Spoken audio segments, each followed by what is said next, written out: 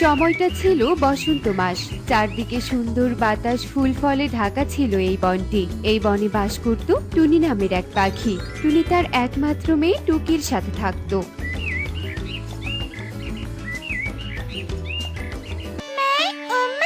আমার যে খুব খারাপ লাগছে, এরকম ভাবে বিছানায় শুয়ে শুয়ে থাকতে আমার আর ভালো লাগছে না। মারি, তোর জ্বর ভালো হচ্ছে না। এই অবস্থায় তুই বাইরে যেতে পারবি না। সঠিকভাবে তোকে ওষুধ খাওয়াতে পারছি না। এদিকে আমার কাছে কোনো টাকাও নেই। এখন আমি কি করব বলতো? কিছুই তো বুঝতে পারছি না। এসব কথা বলে টুনি কান্না করতে থাকে। টোনা মারা যাওয়ার পর থেকে টুনি তার মেয়েকে নিয়ে থাকতো। টুকির জ্বর হওয়ার কারণে কেউ তাদের আশেপাশে আসতো না। না না, এবার যে করেই হোক মেয়েটাকে সুস্থ করতেই হবে। বনে সবার দাঁড়ে দাঁড়ে গিয়ে হলেও মেয়েটাকে এবার সুস্থ করতেই হবে। মেয়েটাকে এই অবস্থায় দেখতে আমার একদম ভালো লাগছে না। মা টুকি, আমার লক্ষ্মী মা, তুই ঘরে চুপটি করে ভালো মেয়ের মতো শুয়ে থাক। আমি তোর জন্য ওষুধ আর খাবার নিয়ে আসছি। আচ্ছা ঠিক আছে মা, তাড়াতাড়ি চলে এসো তুমি। আমার ঘরে একা থাকতে আর ভালো লাগছে না। আচ্ছা ঠিক আছে রে মা। এ কথা বলে টুনি তার বাড়ি থেকে বের হয়ে সুখীর বাড়ির দিকে যাওয়ার সময় টিয়ের সাথে দেখা হয়ে যায়। হাই হাই হাই রে, এই টুনির সাথে দেখা হয়ে গেল আমার। এখন তো আমাকে এই দুপুরবেলা আবার স্নান করতে হবে। এই টুনি, আয়, তোর কি খেয়ে দিয়ে কোনো কাজ নেই নাকি? হ্যাঁ টিয়ে দিদি, তুমি অমন করে কেন বলছো? আমি কি করলাম গো? জানিস না তোর মেয়ের কতদিন থেকে জ্বর, আর তুই সেই জ্বর বনে ঘুরে ঘুরে সবার মাঝে ভাইরাস ছড়াচ্ছিস। যা যা, ঘরে গিয়ে বসে থাক, তোর জন্য বনের সবার বিপদ হতে পারে। টিয়ে দিদি, অমন করে বলো না গো। দেখবে মেয়েটা আমার খুব তাড়াতাড়ি সুস্থ হয়ে যাবে। হলে তো ভালোই, এখন আমাকে যেতে দে দেখি। এই কথা বলে টিয়ে সেখান থেকে চলে যায়। আর অন্যদিকে টুনিও সুখীর বাড়িতে যায়। কি রে টনি, তোর বাড়িতে অসুস্থ মেয়ে রেখে তুই আমার বাড়িতে কি করছিস? তুই জানিস না আমার বাড়িতে আমার ছোট্ট মেয়ে আছে? তুই এখান থেকে চলে যা। তোর কারণে আমার মেয়ের জ্বর হোক, এটা আমি চাই না। সুখী দিদি, এমন ভাবে বলো না গো। দেখবে আমার মেয়েটা খুব তাড়াতাড়ি সুস্থ হয়ে যাবে। সুখী দিদি, তোমার কাছে একটা সাহায্যের জন্য এসেছিলাম। সাহায্য? কি সাহায্য? আমাকে কিছু টাকা ধার দিবে গো সুখী দিদি? মেয়েটার চিকিৎসা করাতে হবে। মেয়েটা যে আরো বেশি অসুস্থ হয়ে যাচ্ছে। না রে টনি, আমার কাছে কোনো টাকা নেই। আর হ্যাঁ, তুই আমার বাড়ির আশেপাশে আর আসবি না, নয়তো তোর মেয়ের জ্বর পুরো বনে ছড়িয়ে পড়বে। সুখীর মুখে এমন কথা শুনে টুনির খুব মন খারাপ হয়। আর টুনি কান্না করতে করতে সেখান থেকে চলে যায়। এভাবেই টুনি সবার দাঁড়ে দাঁড়ে ঘুরতে থাকে, কিন্তু কেউ তাকে টাকা বা খাবার দিয়ে সাহায্য করে না। হে সৃষ্টিকর্তা, আজ গরিব বলে বনের কেউ আমাকে সাহায্য করছে না। এদিকে মেয়েটার জ্বরও কমছে না। এখন আমি কি করব? মা হয়ে মেয়েটার জন্য যে কিছুই করতে পারছি না। কি হয়েছে রে মা, এমন ভাবে কান্না করছিস কেন? সাধু বাবা, আমার মেয়েটার যে খুব অসুস্থ। আমার মেয়েটার জ্বর ভালো হচ্ছে না। ঠিকভাবে চিকিৎসা করাতে পারছি না আমি। ও আচ্ছা, এই ব্যাপার। চল তো দেখি তোর মেয়ের কি হয়েছে। আচ্ছা ঠিক আছে, চলুন বাবা। টুনি কথা বলে সাধু বাবাকে তার ঘরে নিয়ে যায়। তোর মেয়ের তো ভয়ঙ্কর জ্বর হয়েছে। এ জ্বর সারাতে হলে নীল পাহাড়ের ডাইনির গাছের ফল লাগবে, তাছাড়া তোর মেয়ে সুস্থ হতে পারবে না। সাধু বাবা, এ আপনি কি বলছেন? ভয়ঙ্কর জ্বর মানে? তোর মেয়ের উপর ডাইনির নজর পড়েছে। তোর মেয়েকে বাঁচাতে হলে ওই ডাইনির গাছের ফল খাওয়াতে হবে, তাহলেই তোর মেয়ে সুস্থ হয়ে যাবে। আমি ওই ফল কোথায় পাবো সাধু বাবা? ওই নীল পাহাড়ের চূড়ায় ওই ডাইনি থাকে। ওই ডাইনির কাছে গিয়ে ফল আনতে হবে, কিন্তু এ কাজ কোনো সহজ কাজ নয়। ওই ডাইনির কাছে গিয়ে কেউ আর ফিরে আসতে পারেনি। সাধু বাবা, সে নিয়ে আপনি চিন্তা করবেন না। আমার মেয়েকে বাঁচানোর জন্য আমি সব করতে পারবো, সব। আচ্ছা ঠিক আছে, এবার তাহলে আমি আসি। এই কথা বলে সাধু সেখান থেকে চলে যায়। আর টুনি খুব চিন্তিত হয়ে ময়ূরীর কাছে যায়। ময়ূরী দিদি, তুমি তো জানোই মেয়েটার জ্বর হয়েছে। তুমি কয়েকদিন আমার মেয়েটাকে তোমার বাড়িতে নিয়ে রাখো না। আমি ওই সাধু বাবার কথা মতো ডানের কাছ থেকে ফল আনতে যাচ্ছি। আচ্ছা ঠিক আছে, তুই কোনো চিন্তা করিস না, আমি তোর মেয়েকে নিজের মেয়ের মতো যত্ন করব। এরপর টুনি ময়ূরীর কাছে টুকিকে রেখে সেই নীল পাহাড়ের চূড়ার কাছে যাওয়ার উদ্দেশ্যে রওনা দেয়। বেশ কিছুক্ষণ উড়ে যেতে যেতে টুনির সাথে এক হরিণের দেখা হয়। হরিণ দাদা, তুমি কি ওই নীল পাহাড়ের রাস্তাটা বলতে পারবে? তুমি ওখানে গিয়ে কি করবে? ওখানে কেউ গেলে ফিরে আসতে পারে না, ওখানে এক ডাইনি থাকে। হরিণ দাদা, আমাকে যে যেতেই হবে আমার মেয়েকে বাঁচানোর জন্য। এরপর হরিণ তাকে পথ বলে দেয়, আর হরিণের পথ অনুযায়ী কিছুক্ষণের মধ্যেই টুনি সেই ডাইনির গুহায় প্রবেশ করে।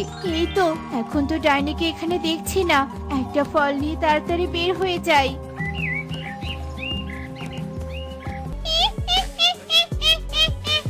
তোর এত বড় সাহস, তুই আমার ফল চুরি করতে এসেছিস? তুই জানিস না এই গুহাতে কেউ এলে ফিরে যেতে পারে না?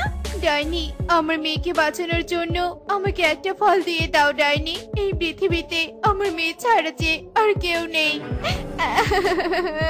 আচ্ছা ঠিক আছে, তোকে একটা ফল দিতে পারি, তবে একটা শর্তে। আমার বহুদিনের শখ 3 ঘরে আমি থাকবো। তুই যদি আমাকে 3টি ঘর এনে দিতে পারিস তাহলে আমি তোকে একটা ফল দিয়ে দিব। কিন্তু ডাইনি, আমি ওই 3 ঘর কোথায় পাবো? অত সব আমি জানি না। তুই যদি ফল নিতে চাস তাহলে আমার শর্ত পূরণ করে আসতে হবে। এখন চলে যা এখান থেকে। এরপর টুনি ডাইনির কথা মতো 3 ঘর খোঁজার উদ্দেশ্যে সেখান থেকে বেরিয়ে পড়ে। আর বেশ কিছু দূর হাঁটতে হাঁটতে টুনির খুব জল তেষ্টা পায়। এত দূর হাঁটতে হাঁটতে ভালো লাগছে না, খুব জল তেষ্টা পেয়েছি।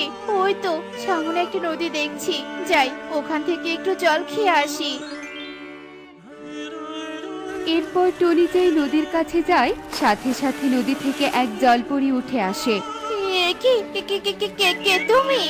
ভয় পেও না তুমি, আমি জলপরি। তোমার সব কষ্টের কথা আমি জানি। তুমি এই নদী থেকে একটু জল নিয়ে গিয়ে ডাইনির গুহায় ছিটিয়ে দিলেই 3 ঘর হয়ে যাবে, আর ডাইনি তোমার মেয়েকে সুস্থ করার জন্য সেই ফল দিয়ে দিবে। তুমি সত্যি বলছো জলপরি? সত্যি? হ্যাঁ, আমি সত্যি বলছি। যাও তুমি এখন।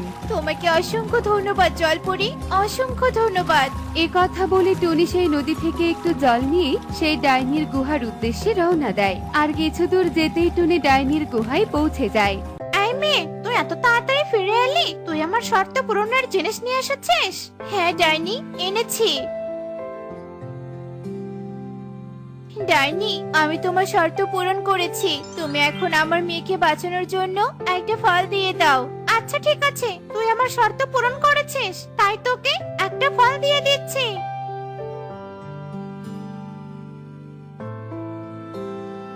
এরপর ডাইনির থেকে ফল নিয়ে টুনি তার বনে চলে আসে, আর সেই ফল তার মেয়েকে খাওয়ায়, আর সাথে সাথেই তার মেয়ে সুস্থ হয়ে যায়।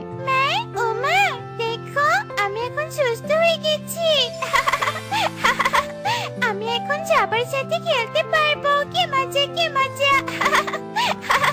হ্যাঁ রে মা, তুই আবার খেলতে পারবি। এরপর টুনি ও টুকি খুব খুশি হয়ে যায়। কিন্তু অন্যদিকে বনের সবাই টুনির মেয়ের অসুস্থতার খবর শুনে সবাই মিলে মোড়লের কাছে যায় নালিশ করতে।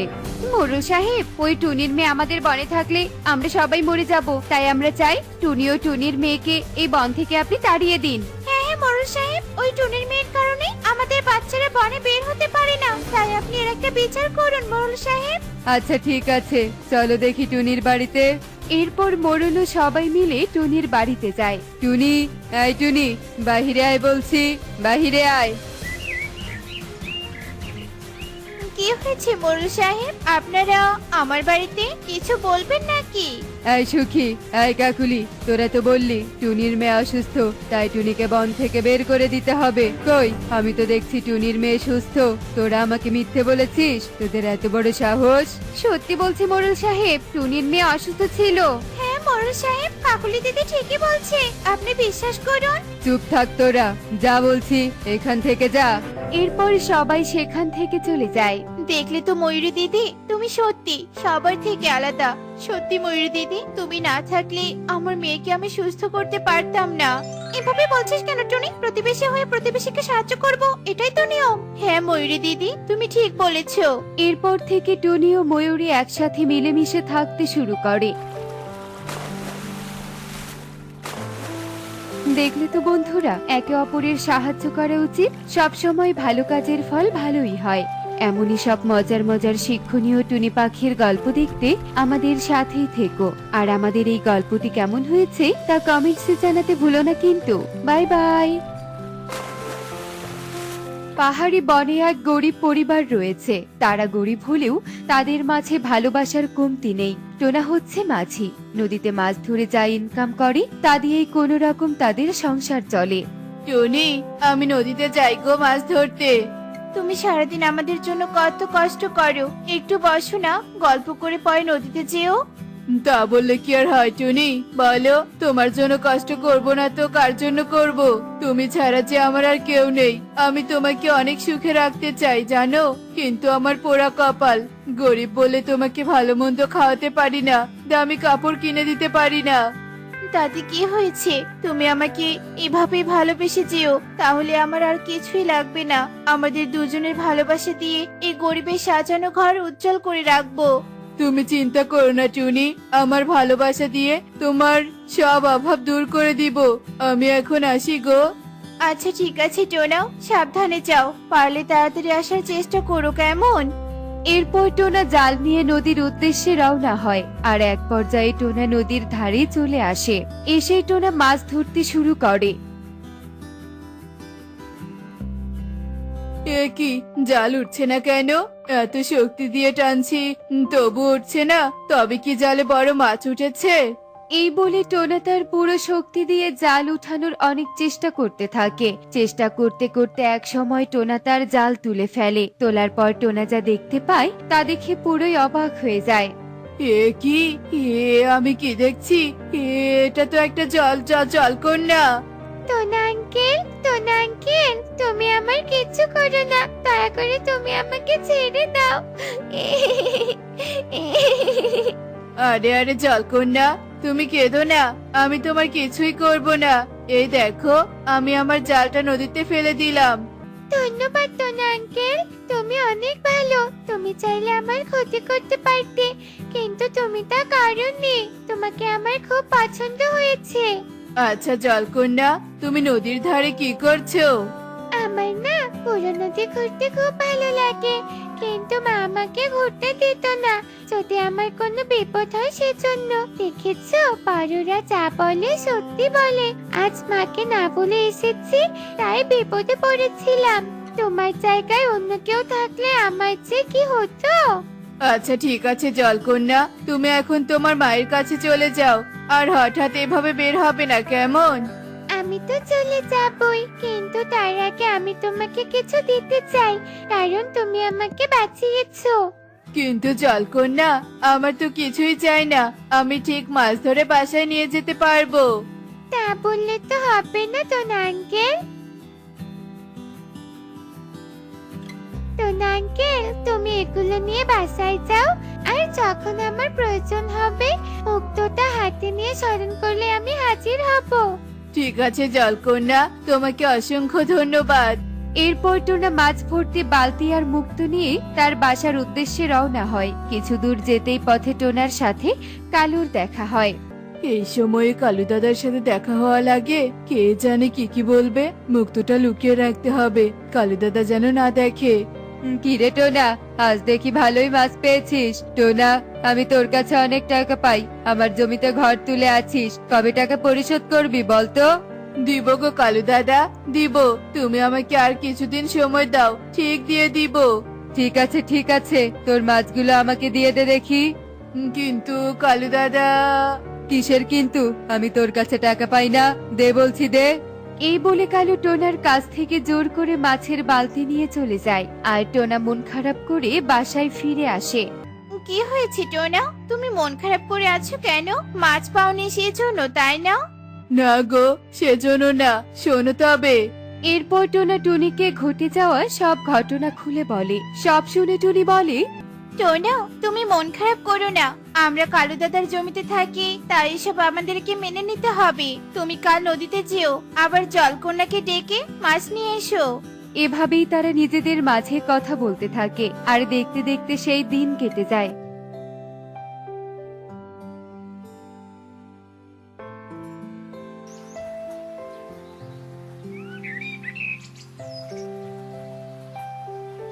পরের দিন আবারও টোনা নদীতে এসে জলকন্যাকে স্মরণ করতে থাকে।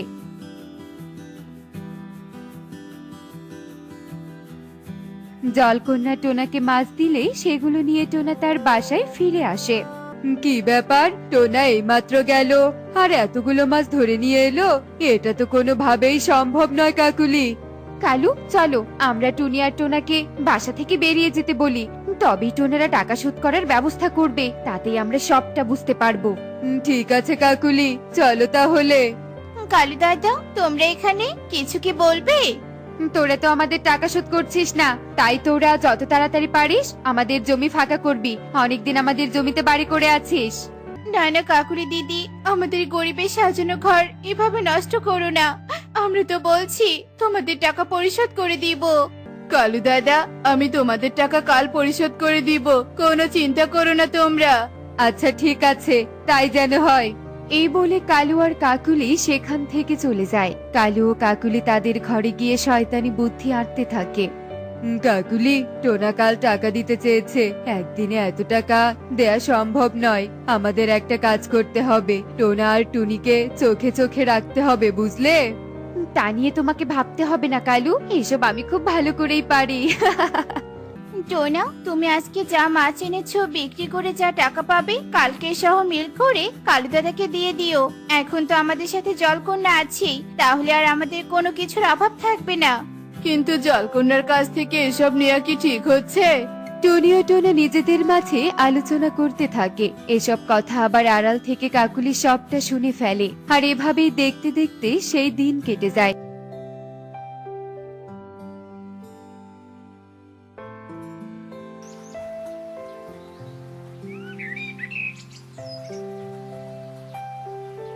পরের দিন টোনা নদী থেকে মাছ নিয়ে বাজারে বিক্রি করে টাকা নিয়ে বাসায় চলে আসে।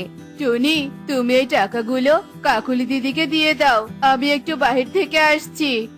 কে রে টুনি, টাকা জোগাড় হয়েছে? কোথায় যে মুক্ত রেখেছে, কোথাও তো দেখছি না। টুনি বাহিরে বের হলেই খুঁজে বের করতে হবে।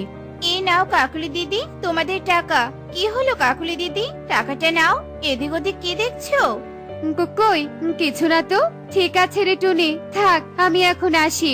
এরপর কাকুলি টাকা নিয়ে তার ঘরে চলে যায় আর অপেক্ষা করতে থাকে টুনি ঘরের বাহিরে কখন বের হবে। এভাবেই কিছুক্ষণ পার হলে টুনি কাপড় ধোয়ার জন্য নদীর ধারের উদ্দেশ্যে রওনা হয়। এই সুযোগে কাকুলি টুনির ঘরে চলে আসে আর জলকন্যার দেয়া মুক্ত খুঁজতে থাকে।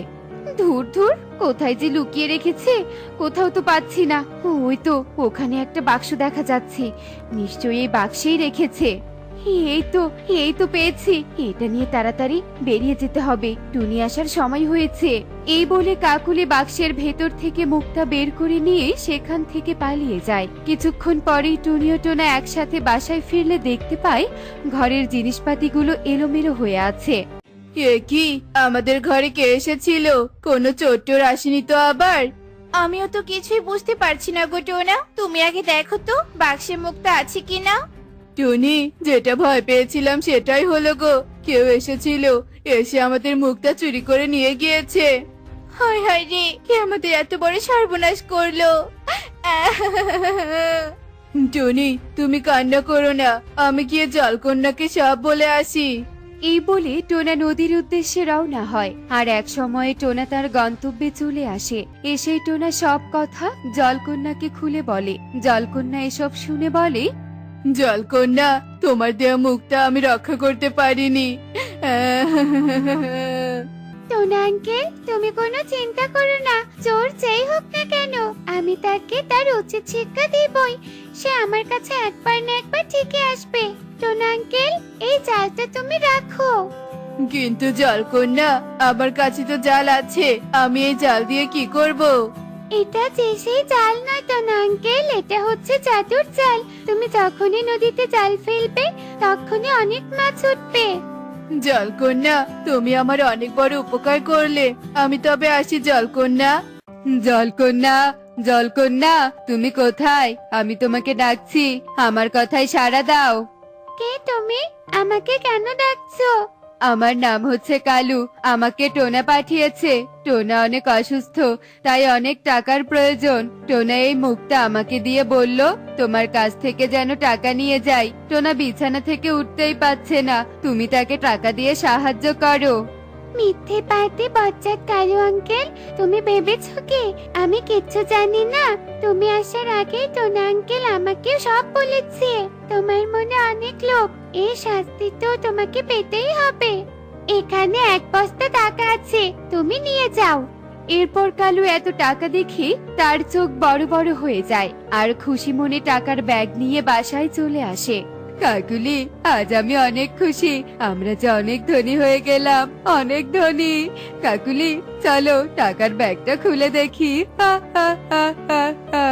কালুর কথা মতো কাকুলি যেই না টাকার বস্তার মুখ খোলে, অমনি বস্তা থেকে অনেকগুলো সাপ বের হতে শুরু করে। কালু, তুমি নাকি টাকা নিয়ে এসেছো? এখন দেখছি টাকার জায়গায় সাপ। এই সাপগুলো যে আমাদের কামড় দিবে। জলকন্যা তো আমাকে টাকাই দিয়েছিল, এগুলো সাপ হলো কি করে? এসব হয়তো আমাদের লোভের ফল। কেন যে আমরা লোভ করতে গেলাম। এরপর কালু ও কাকুলি নিজেদের ভুল বুঝতে পারে।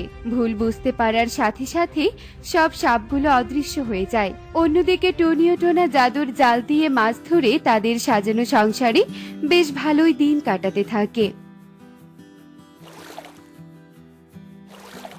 দেখলে তো বন্ধুরা, লোভ সবাইকে অন্ধ করে দেয় আর সত্য মিথ্যা বোঝার ক্ষমতা হারিয়ে ফেলে। এমনই সব মজার মজার শিক্ষণীয় টুনি পাখির গল্প দেখতে আমাদের সাথেই থেকো। আর গল্পটি কেমন হয়েছে তা কমেন্টসে জানাতে ভুলো না কিন্তু। Bye bye.